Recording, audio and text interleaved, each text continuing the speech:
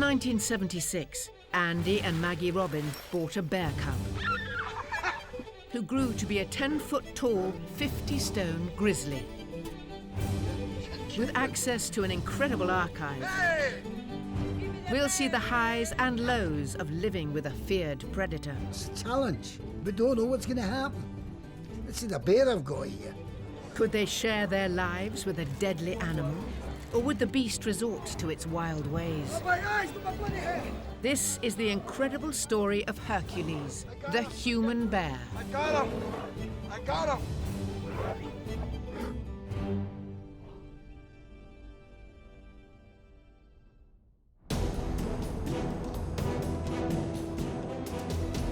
Toronto, Canada, 1968. Wrestling promoter Jean Dubois offered $1,000 to anyone foolish enough to fight Terrible Ted, his 7-foot, 40-stone black bear. Bear gave him a flying bear that time. To win the money, a wrestler had to survive 15 minutes in the ring with the wild animal. 660 pounds leaning on you, you've got problems. Andy Robin, a young Scottish wrestler, was up for the challenge. To wrestle Terrible Ted was a feat itself. The bear has got a muzzle on, but I don't think it covers his entire mouth. This guy was trying to kill me. He was trying to wrestle me. If he hadn't had the muzzle, I'd had no head left. Many a man was taken away injured and tried to wrestle with bears because they're so quick, man. You need to be nuts to wrestle with them. Andy lasted the full 15 minutes. He walked away with a $1,000 prize and an idea that was to change his life. I got a great feeling on him, even though he was trying to kill me. It was crazy, but I enjoyed it. I was looking for a bear to take home with me, to make him a star. And that's what I wanted. You've got to take the risk. You wouldn't do nothing if you didn't take risks. On returning to Scotland in the 1970s, Andy became obsessed with taming his own wrestling bear. Previous attempts at keeping bears for entertainment had had disastrous consequences, but Andy dreamed of defying the odds. He planned to raise the bear at his Sheriffmuir Inn home near Dunblane, a home he shared with his wife Maggie. I'll never forget the day he said, "What would you think if I said I wanted to get a bear?" I said, I'm going to buy a grizzly bear. And I'll tell you, she says, what? A real bear?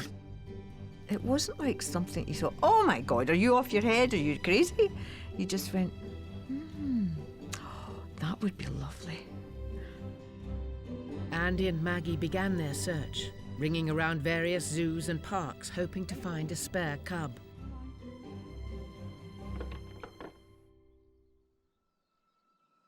A 100 miles away in Kincraig, wildlife park manager Eddie Orbill had the opposite problem. He had a pregnant brown bear and no room for her cubs. Really, they weren't worth anything. You could give him away to a zoo or wildlife park, or unfortunately, they have to be put to sleep, and that's what would have happened. When Andy heard about the plight of the cubs in the local paper, he set off to see Eddie. There's a knock on the door on a Sunday afternoon. I thought, who the goodness is that? We were approached by Andy Robin. He turned up at my back door and wanted to buy a bear. And he wanted to take it there and then. I said, no. They're going to stay with their mother until we're ready to let them go. So he agreed to that. They said, yes, you can have a bear. He was like, what? Oh, can we? And how much is that going to cost? And he said, well, what about £50? Just like that. And we thought, oh, that sounds quite reasonable, really. And he gave me the money straight away. He was desperate to get this bear. Andy and Maggie visited regularly over the next 6 months. They took him home on the 20th of September 1976. He already weighed 13 stone and stood 4 feet tall. They named him Hercules. And this was the start of his life. Is it going to work And is it not going to work? After all, it's a challenge. We don't know what's going to happen. This is the bear I've got here, one of the ferocious animals in the world. Maggie, a successful show jumper, knew how to handle large animals, but neither she nor Andy had any experience of raising a grizzly bear. Andy wanted to start turning Hercules into a wrestling star straight away. When he goes into the ring wrestling, he's going to play. But when he's playing, he'll have the strength of 4 men. The rapidly growing bear needed to be tamed before he became too dangerous to handle. Andy devised a training regime of back-breaking cross-country runs and sparring sessions in his purpose-built ring. This is Hercules getting taught to go into the wrestling ring. The only way he can get is up a ladder. A good boy. Behave now. Behave. Over the next 12 months, Andy trained with Hercules every day, determined to make his dream come true. Good boy, Grizzly. The young bear was gaining 20 pounds a month and soon weighed more than 30 stone. Have you had a few bad bites? Oh, I've been bitten all over the body. But it's not bad. He's only playing. But let's forget it. It's a very, very dangerous thing to wrestle Hercules. And if he hooks you accidentally, if he catches any part of your body, you're a goner. Let's put it that way. If he gets in a bear hug, you're finished. Break your back if you weren't in the right place. When you turned over, you had to be quick so you were on your back. I had to be supple to get out of the way of him a lot of times. It was just myself saving my life a lot of times. Hercules now towered over Andy and was twice as heavy. But at 18 months old, he still wasn't tame. Andy's dream was in danger of becoming a nightmare. I couldn't trust him. I said to Maggie, my wife, I said, he's going to guzzle me. He's going to trip me up out there, and I've had it someday. During one training session, things came to a head. Hercules deliberately tripped Andy and pinned him to the ground. Andy couldn't move and thought that the giant grizzly was about to kill him. Yeah, the big grizzly on top of me, and he stood back, and he just stood back and looked up at me like that, looked at me. He says, I'm your friend.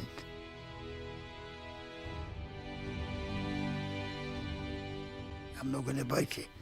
And I ran home, and I said, I'm ready.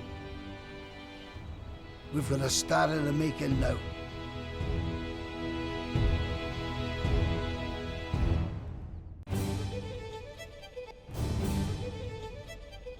By the winter of 1979, Hercules, the grizzly bear, was 4 years old, 35 stone, and stood 7 feet tall.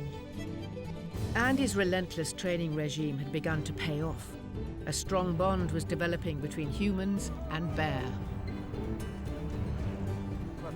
Andy's dream was to create a death-defying wrestling act that would tour the country and play to packed crowds. His next challenge was to make the public aware of his magnificent beast. Andy and Maggie commissioned their own documentary to be shown on local TV stations across the country. We decided we were going to make a film. You know, everybody wants to make a movie, don't they? Shot over 4 days in the spring of 1980, it cost them £10,000. Thousands of years ago, bears were once part of the Highland scene. They roamed freely in the hills and in the forests. But this one is no relic. He's a large, playful grizzly bear who lives in safety, whose name, appropriately perhaps, is Hercules. It was really just about a day in Hercules' life. We wanted to let people see what was going on, what was happening. Wild bears are expert scavengers and will eat anything that moves. But as the documentary showed, Hercules had more refined tastes. Breakfast is ready now, Herky. Come and get it, boy. Hercules loved food. He had human taste buds. He didn't like raw meat or anything like that, wouldn't eat it. In the morning he would have his coffee with his evaporated milk and sugar and his bread and his eggs and his beans. And then at night time he had his main meal, meat cooked with potatoes and soup and carrots. he used to drink the beer. When he was thirsty, he would have a slug.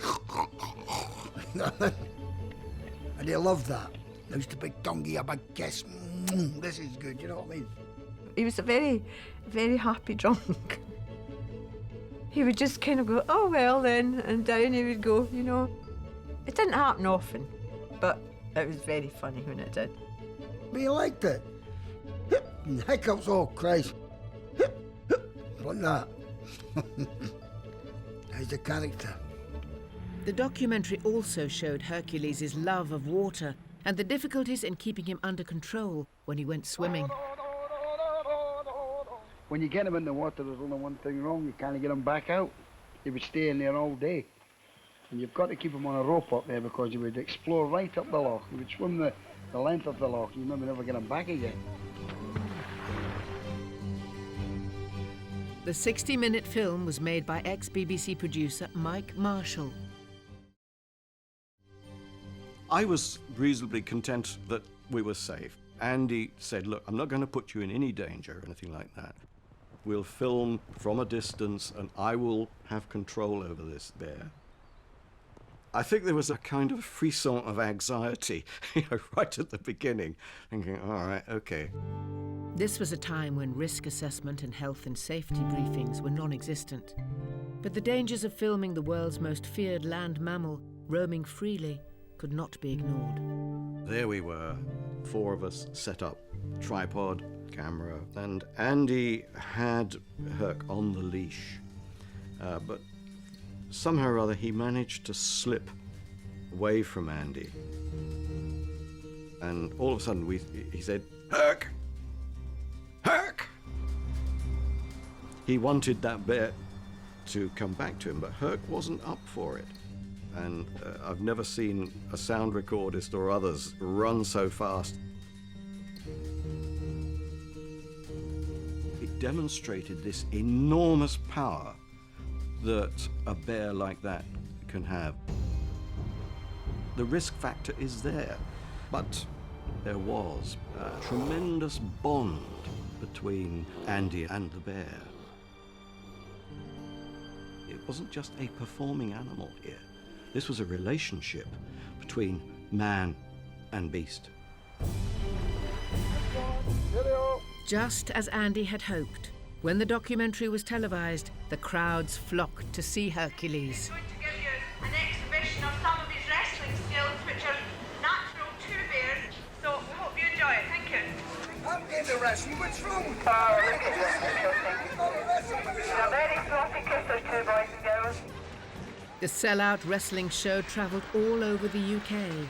The unique mix of sporting prowess and genuine risk to human life was a revelation. Andy was living his dream. That's what we make a living. And the audiences loved it too. Hey, back up, bloody Willie! Andy's faith in Hercules and disregard for his own personal safety had paid off. Guys, with my bloody hair! Well, ladies and gentlemen, thanks very much for coming today. This unique family were now inseparable and planned to tour together for the next 10 years.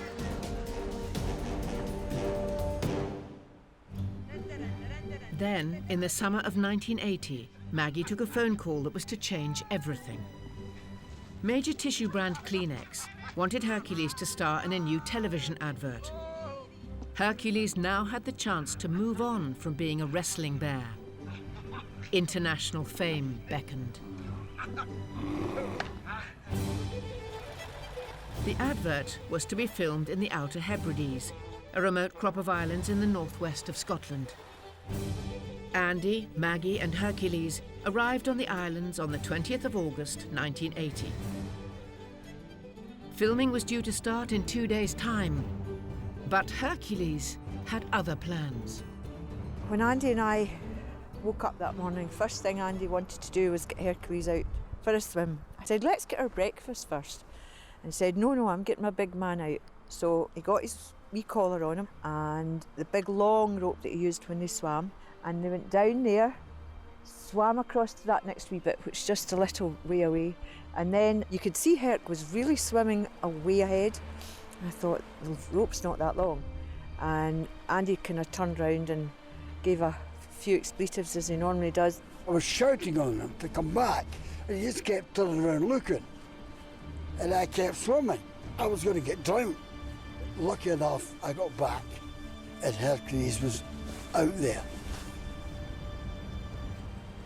He never came back. Best friend Brian Davidson had travelled up to shoot a home video of the Kleenex advert and witnessed the panic firsthand.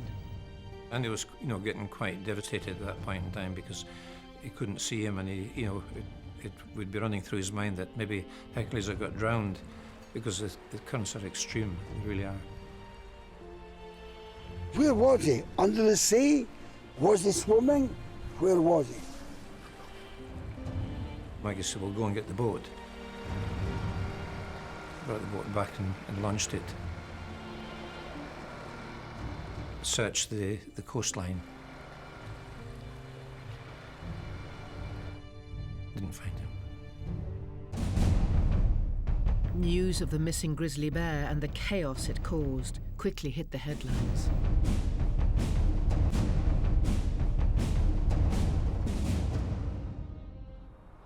You started to really get the realisation of the enormity of what had happened and where on earth was he? He was our big baby. He'd lived with us, we were pals. He depended on you, and we'd such fun with him. It was a nightmare then. Andy was crying into his pillow and I was crying into mine, but he pretended it wasn't happening. Even thinking about it now, it just makes me really sad. Local police were concerned that a giant runaway grizzly posed serious risk to human life. They launched an immediate bear hunt involving islanders, the media, and even the army. But there were no sightings. Hercules had vanished. Planes in the sky, and every day they were going back and forward looking for him. Private planes, other planes, every kind of planes you could get. Boats were looking for him. Everybody was looking for him, but they couldn't get a sign of him. I was up in a plane and we went back and forward, back and forward. There was nothing, not a trace. For 8 days, Andy and Maggie scoured the island, day and night, but found no sign of him. Everybody helped, they really did. Young and old and fit, and everybody helped. They found nothing. As time passed, the chances of finding Hercules alive and well were getting smaller and smaller. The general consensus amongst the searchers was that Hercules had drowned. The search was called off. Devastated, Andy and Maggie made the 8-hour journey back to Sheriff Muir without Hercules. I was just at that rock bottom stage.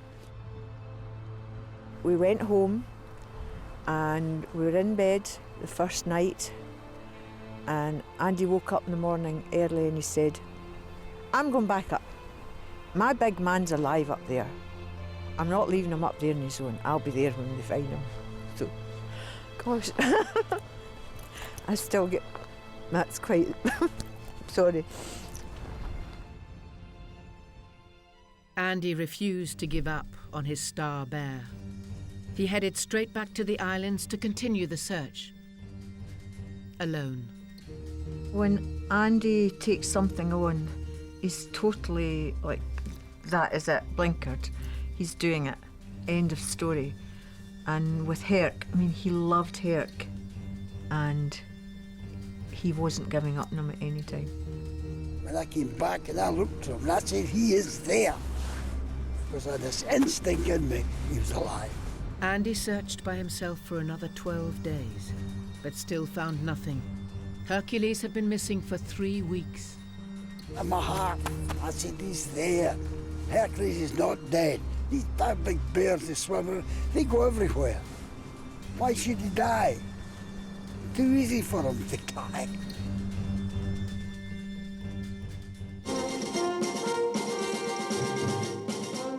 Finally, Hercules, the grizzly bear which went missing in the Outer Hebrides last month, has been seen alive and apparently well.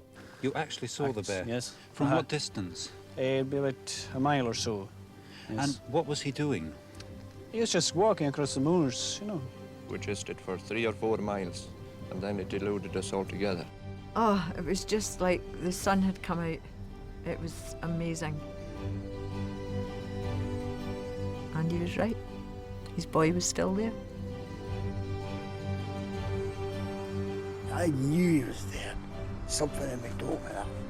I said, he's alive. I told the press, I told everybody that. And they said, no, he's dead. Hercules was alive, but still on the loose. The sighting again turned the small Scottish island into a media circus. Doors were barricaded and children locked away in classrooms for their own safety. Andy hired a helicopter. He called on old friend Eddie Orbill and vet George Rafferty to try and capture Hercules by shooting him with a tranquilizer dart. But the police were concerned that after 3 weeks on the run, Hercules could be wild and dangerous. They feared he could attack the islanders. Out of earshot of Andy, they told George that if Hercules couldn't be tranquilized, then he must shoot to kill. When I got on board, I said to the pilot, I said, if we happen to kill this bear, we're going to fly straight to the mainland because we're not going to meet Andy again. He would have gone berserk. As Eddie and George crisscrossed the bear-coloured island, Andy was unaware that Hercules' life was in grave danger.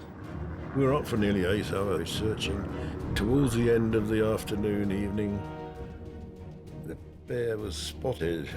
Amazingly, the pilot spotted him down on the edge of a loch. Hercules dived in on seeing him and swam across. The pilot managed to hurt him, and he got on shore and started running again. And I fired the dart. The wind caught it from the propellers. It just went in the ground somewhere. We had another dart ready, and he loaded that, and he said to the pilot, can you stop the engine just for a few seconds? So when we were over him again, he cut the engine briefly, and I fired the dart. The bear was moving and the helicopter was moving. I got him.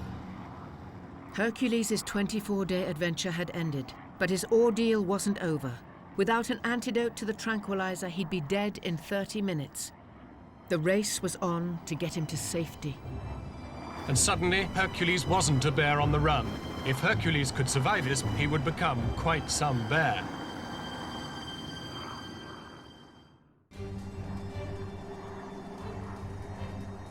After 24 days on the run, Hercules had been tranquilized and caught, but his life was now hanging in the balance. Once you knock any bear out, you must bring him round again with another jab within half an hour.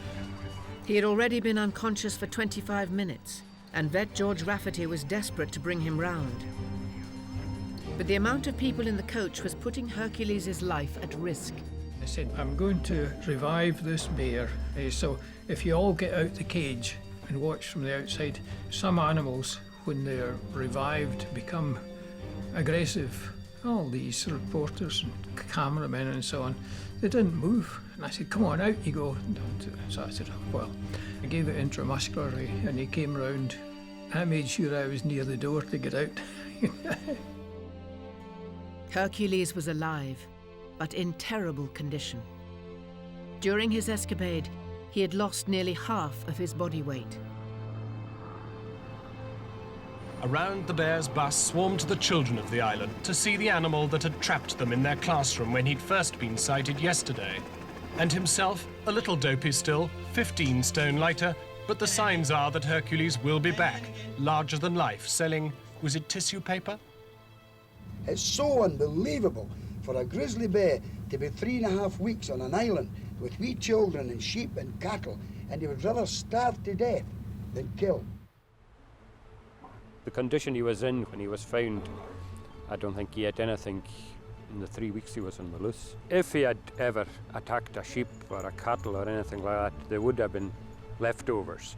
But Hercules would have never harmed a beast. He was scared when he was in a swimming pool. He was scared of a plastic rubber duck. Never mind something that was alive. Hercules was used to cooked food. Not raw food, but good food. Proper coffee with milk and sugar. He liked his beer. He was well off. And he was treated like a human. Loads of people loved him. He was against all the odds. He was against the whole place, and he never touched a thing. A grizzly bear who's starving, never ate a thing. Oh, you can't follow that. Hercules quickly recovered from his ordeal, regaining 10 stone in just 3 weeks. The story of Hercules not harming a living creature whilst nearly starving himself to death endeared this once feared animal to the world. Made him a world-famous star, without a shadow of a doubt, and that's what he was. He was now an international household name. After Hercules was lost, it was monumental. The phone rang all the time. We had people from all over the world phoning up. It was really exciting. Hercules was no longer just a wrestling bear. He was in demand for talk shows, photo shoots, and he even inspired a hit song. Oh, Hercules the bear, you're a famous TV star, and all the world has heard about you now. You never will be fooled, in your cage is shattered your only fortune shine upon your curly poll. Everybody liked Herc, and he was a star. That's what you could call Hercules, a star. Kleenex was over the moon with Hercules' new star status. Thanks to his gentle giant reputation, they booked him for not 1 but 3 adverts, the Big Softy campaign. But Hercules wasn't their only booking. After an extensive search for an actor to star alongside the bear, only one man had what it took. I was a lumberjack man, like that. Here's Big Hank. He don't take fright. He's the strong and silent type. I'm the best actor you'll get. It's just a job, isn't it? I've been acting all my days wrestling. Kleenex family toilet tissue. The Big Softy. Hercules became an A-list star, and soon Hollywood came calling. He set off on a showbiz career that any superstar would be proud of.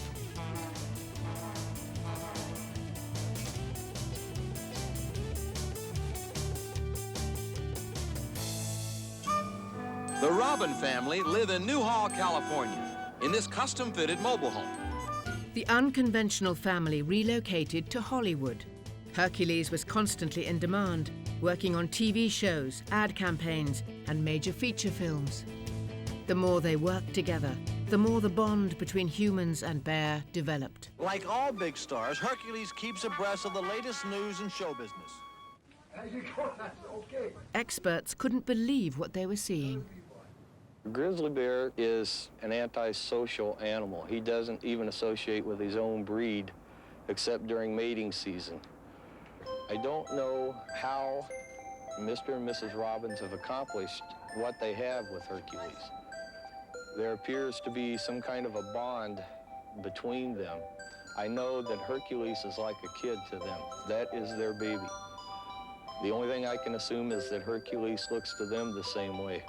They have done what a lot of people says is impossible. The next few years saw Hercules continue to abandon his wild instincts in favor of the human way of life. I'm hungry, you know. They say that you get like them you live with, and I think he did. We got a wee bit like him, and he got a wee bit like us. I think there's a bit of human in him, I really do. Andy has a lot of bear in his makeup, definitely. If Herc was going to be a person, he'd probably be Andy, and if Andy was going to be a bear, he'd probably be Herc. Amazing similarities. We were both very exuberant people.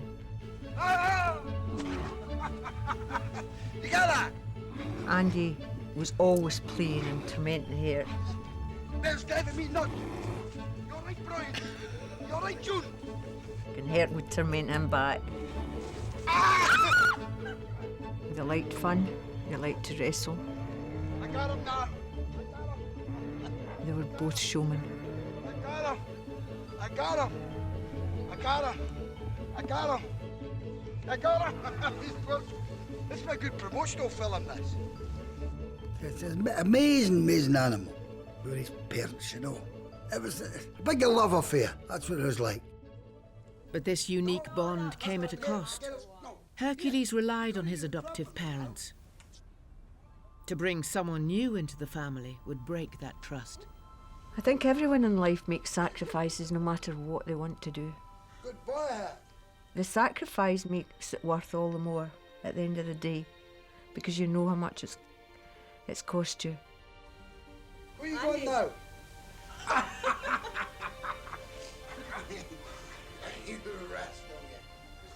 Now that you think, oh, I maybe wish I'd had a family myself and stuff. But at the time you were so engrossed in him, you kind of didn't want to anything else in your life at that point. But I've got to say it was all worth it, every bit. He meant that much. He was my boy. After 2 successful years in California, they decided to come home. Hercules' earning power was higher than ever, and he could afford all the trappings of success a superstar would want. Andy and Maggie designed a purpose-built home for Hercules. The sprawling 30-acre site, called the Big Bear Ranch in Perthshire, was every bear's dream. What is here in this luxury home that's been built by Hercules' earnings? Well, just everything. Everything when you're born, you're striving to do things, it's the best.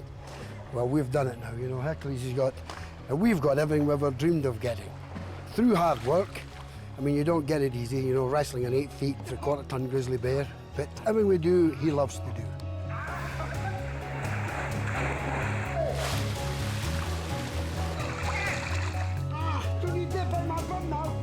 It all felt too good to last, and it was.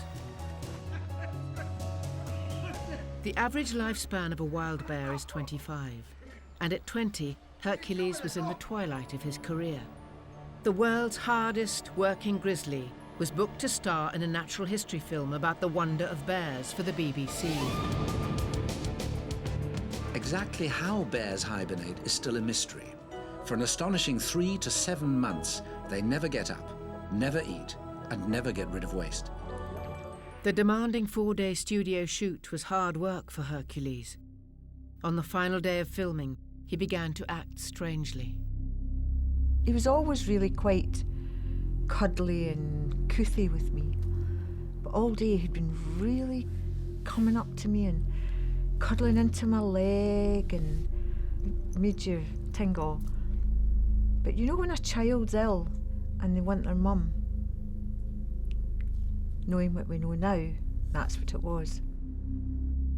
Hercules completed the final scene and went back to his trailer. Within minutes, he collapsed in agony. He started writhing about and he was literally bumping himself off the walls. He was demented with pain. His back was in agony, the poor bear. He didn't know what was happening to him. He was lying in the corner and pushing his legs up in the air. It was terrible. I thought he was having a heart attack. We didn't know what was happening. It was just a nightmare. In desperation, Andy and Maggie called the show's producers for help. We said, you know, something's happened to Herc. We need to get a vet along here. Something's really wrong. The vet that was there for the show, he came along and he said that Hercules had blown out a disc in his back. He said it was very common in big bears like him, and, you know, we were devastated. So Hercules has become a bit of a star through the film and TV work, and it was TV really that was his downfall, wasn't it? Tell me what happened. We were filming a programme called Eyewitness in Pinewood Studios. We thought actually he was having a heart attack. So we got the vet in the morning and he said, and severed all his cords in his spinal cord. So the vet said he would have to be put down. So And you know you what said? I don't want to swear, but you know what I said to him. Andy refused to believe the vet's diagnosis. He was determined Hercules would not be put to sleep. In the winter of 1998, Hercules went into hibernation. When he woke up, he could no longer walk on his back legs. Distraught, Maggie brought in her equine vet, Anne Logan. I think the cause of the problem, nobody can really say, but obviously he was a big bear. He stood on his back legs a lot, so I think perhaps there was some degeneration of the discs or of the spine. So whether he had, just as we would have, a prolapsed disc, which then pressed on the nerves and caused damage. Therefore, he wasn't able to have the use of his back legs.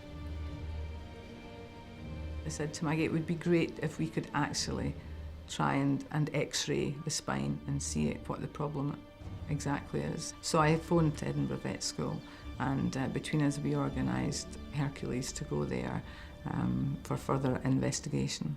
And finally tonight, just before we go, not so much a story of a bear with a sore head as a grizzly with a bad back. Hercules, Scotland's favourite four-legged film star, will go into hospital tomorrow for treatment on a spinal injury. Hercules will undergo a series of x-rays and scans at Edinburgh University's Hospital for Large Animals. True to form, he'd attracted an audience within minutes of arriving there today.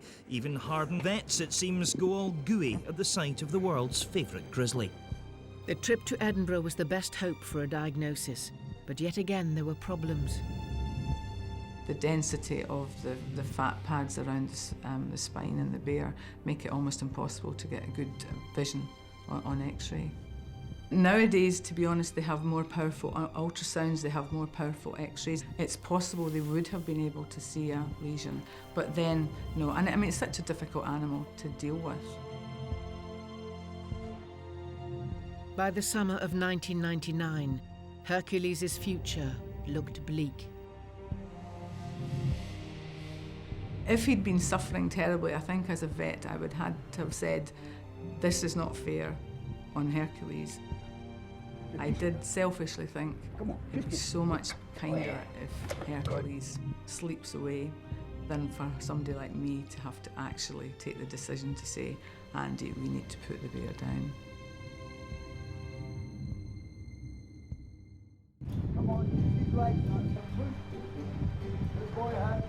Aged 24, Hercules had lost the use of his back legs due to a spinal injury. But Andy was determined that his gentle giant would walk again. He devised a new training regime aimed at getting him back on his feet. All the time, Andy was working with him, walking up and down the pool and getting Hercules to swim with him and swim back. And this went on for months. It's unbelievable. Andy had worn out pairs of trainers. He had 2 or 3 pairs, worn them completely through. Good boy. Come on, keep legs now. Good boy, Hank. Andy was always of the belief that Hercules would stand again. Always. He never ever thought that he wouldn't be able to get him up and walking. Good boy, Hank. That's a good boy. After 6 months' work in the pool, Andy's determination yet again paid off. Herc started to walk again.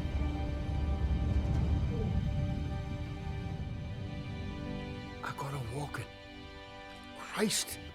One day he stood up and he started moving his back legs. It was like, oh my God, we've got him, he's back. How's his legs doing, eh? Fine. Good boy. But then winter came again. And he started going into hibernation. He went off his legs again. He tried so hard, but he was back to what it was. Despite all of Andy and Maggie's hard work, Hercules was now confined to his den, unable to walk. It was terrible to see. What a way to go, a big, proud animal like that, and to be like that.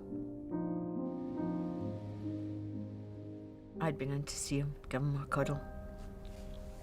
And then I went up to do my horses, to feed them. And I was up there for about 20 minutes. And I came down and here Andy was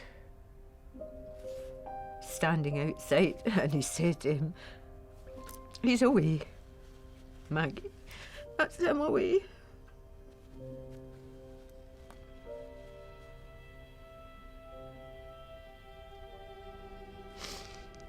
So I'm glad I got my last cuddle. I'm glad I got my last cuddle. Hercules died on the 4th of February 2000. He was 25 years old.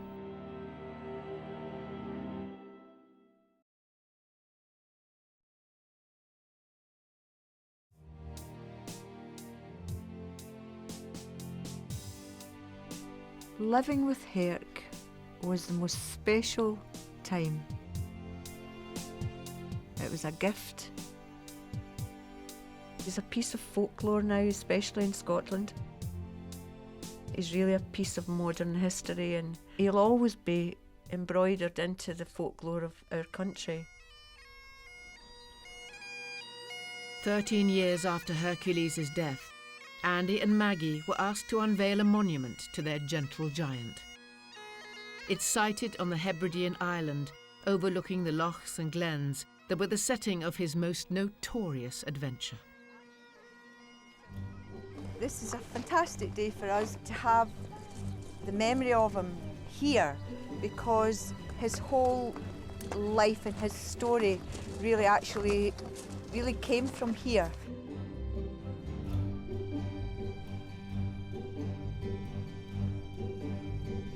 It was a bit of a scary time for some of the islanders, I know, who were kind of like this at night, thinking, God, I hope he doesn't pick this house. So it's just fabulous, and I'd like to thank everyone.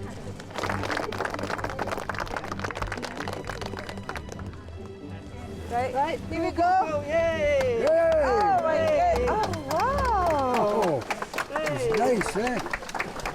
Look at him. Hello, big man. Isn't it beautiful? It's lovely. Gosh, that's fabulous. It's a beauty, eh? Oh, kids. Standing 10 feet tall, the life-sized statue is a permanent reminder of a grizzly bear that rewrote the rules of nature versus nurture. Do you know, Hercules left you with a great legacy. You had an amazing time with him, a charmed life. He touched so many people's lives. He never let you down. Is he a big bear? You haven't got a teddy bear that size at home, have you? No. Great to have him up there. It's great, a great ending for him.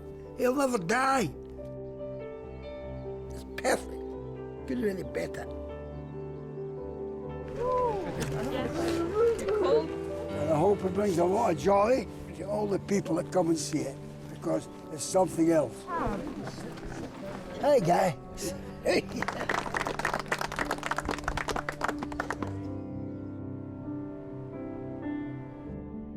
He's still there. He's in his den there, and he hears me talking all the time. Keeps shouting out, "Get up!" in the morning there. And you still feel him about the place. He's here. The place is riddled with him. Yeah, he used to do that if he wanted his tea. And he never put a paw wrong. Not one paw wrong. Perfect gentleman. You miss the cuddles. I mean, he was a bear. He was a great big bear.